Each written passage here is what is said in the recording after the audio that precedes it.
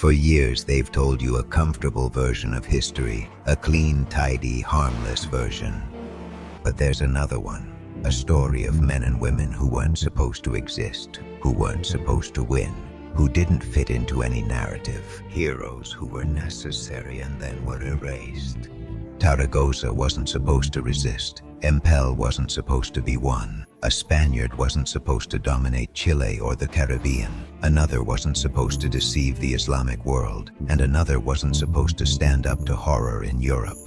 But they did, and if you don't understand why, you don't really understand how history works. This isn't a compilation, this is what was left out.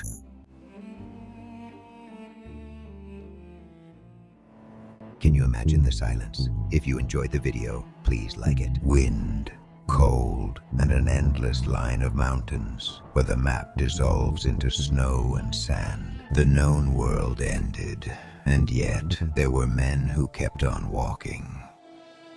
The natives called it Chile, a name the Spaniards adopted to designate those lands at the edge of the world, a wild territory of volcanoes, deserts, and valleys, which seemed to belong to be forged by the hand of God.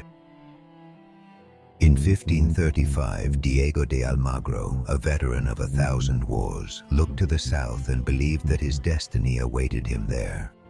He carried with him blood, gunpowder, and a promise to find another Peru.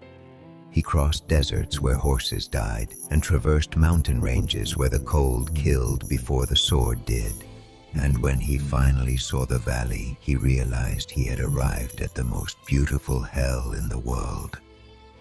But where Almagro saw desolation, another man saw a future. Pedro de Valdivia, a soldier without fortune or name, descended along the same routes with a faith that knew no surrender.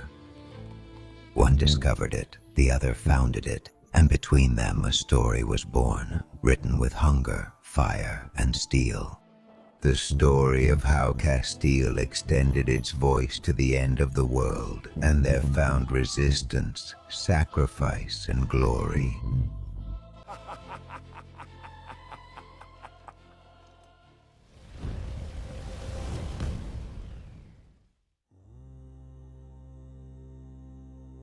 My name is Diego de Almagro, at your service. Today I will tell you my story in the lands of Chile. Castile. The end of... I served alongside Francisco Pizarro in the conquest of Peru, and we took Cusco in the name of the king. But soon, differences arose over the boundaries of the governorships. Emperor Charles V had signed the capitulations in Toledo, granting Pizarro New Castile and granting me the Adelantazgo of New Toledo, with a mandate to explore and govern towards the south, but without precisely defined borders. To avoid a greater conflict, I decided to march. In the middle of 1535, I gathered my people in Cusco. We were about 500 Spanish campaign veterans, both on foot and on horseback, and thousands of Andean auxiliaries in charge of carrying loads and providing services. Clergymen, interpreters, and families also came along. Our mission was to explore the land, open a route, and establish His Majesty's authority, where it had not yet reached. We took the Colasulo route and ventured into the Collao Highlands. The terrain was cold and high. The paths were tough. The villages along the way watched us with suspicion, and we maintained discipline as we marched. My goal was to determine the real extent of Nueva Toledo and to find suitable places to settle and support our people. I knew that the South was uncertain and lacked a reliable map, and I also knew that if I didn't move forward, others would claim those lands. We followed the route through Paria, Tupiza, and Tarija, venturing into regions where no European had ever passed before. The altitude punished us relentlessly. Many of the native auxiliaries died, and the exhausted horses collapsed. Corn was scarce, and our provisions were reduced to a few rations of jerky and cold water. Discipline is the only thing keeping us going. The nights were so cold that the armor was covered in frost, and the men woke up with numb hands, and every day we left a comrade behind, with no time for ceremonies. We can't. My captains, Rodrigo Ordóñez and Juan de Saavedra, kept order. Ordóñez took care of the advance and the reliefs. Saavedra marched ahead with small reconnaissance parties. It was he who found the pass that would allow us to descend toward lower lands. The journey lasted for months.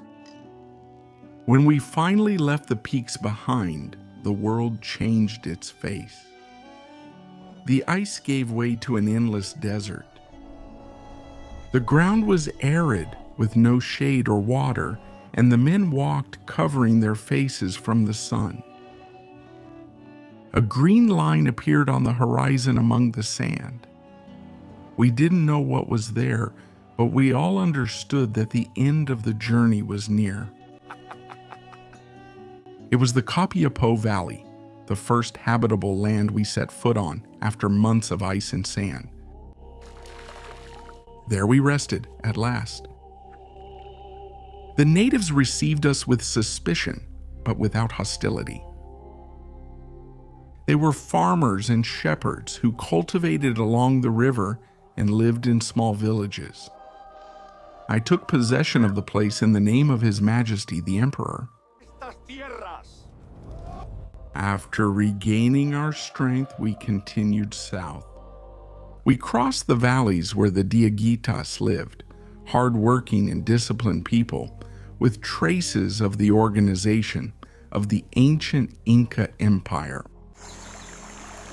In some places, we found roads and tambos from the Tahuantinsuyo, a sign that the rule of the Incas had reached there before us.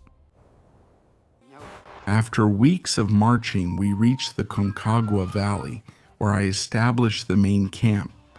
From there, I sent out small exploration parties. Captain Juan de Saavedra advanced further south, reaching the Mapocho Valley, and returned with news of a fertile land with rivers, abundant wood, and a temperate climate. He was the one who discovered Valparaiso. There were no precious metals, only fertile land. The hope of finding a new Peru faded away. In the end, I have to return to Cusco. Apparently, there are problems with Pizarro. In the first months of 1537, we began our return from Emprendimos. I was the first to see those lands of Chile, and with that, I believed I had fulfilled my duty. However, peace did not await me upon my arrival. I found Peru divided. Pizarro's supporters and mine were in open war. I maintained that Cusco belonged to my governorship of New Toledo, while the Pizarros claimed it as theirs. This is my Captain Pizarro, appointed by God and my king. Soldiers. In 1537, my troops occupied Cusco to secure my authority. Although for a short time, Francisco Pizarro sent his brother Hernando from Lima with reinforcements. We faced each other at the Battle of Las Salinas on April 6, 1538. I lost and was captured. They locked me up in the fortress of Sacsayhuaman, accused me of rebellion and of usurping royal authority. I have only followed orders given by my king. On July 8th of the same year, I received the sacraments and entrusted my soul to God. Have mercy on this sinful soul. Into your hands, Lord, I commend my spirit. I was executed by Garroteville. They say my son swore to avenge me, and years later he kept his word by killing Francisco Pizarro in Lima. I didn't conquer Chile, I discovered it. And even though history remembers others, my mark was the first. Spain had reached the end of the world, and there, at the edge of the known world, I lost my life and my name. Pedro de Valdivia is my name. Now I will tell you about my journey through the lands of Chile. I did not see defeat on Almagro's path. I saw a promise. He opened the way. I had to turn it into roots.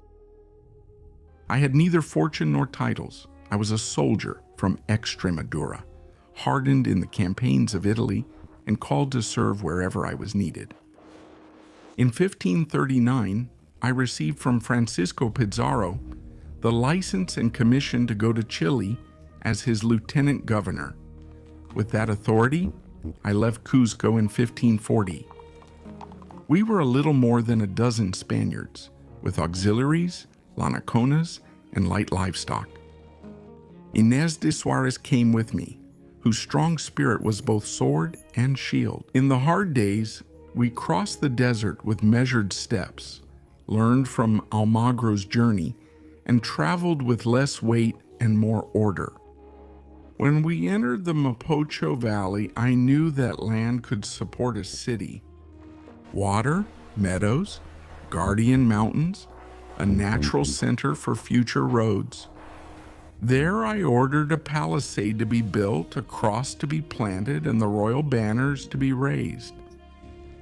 On February 12, 1541, I founded Santiago del Nuevo Extremo in honor of the apostle who guides Spain.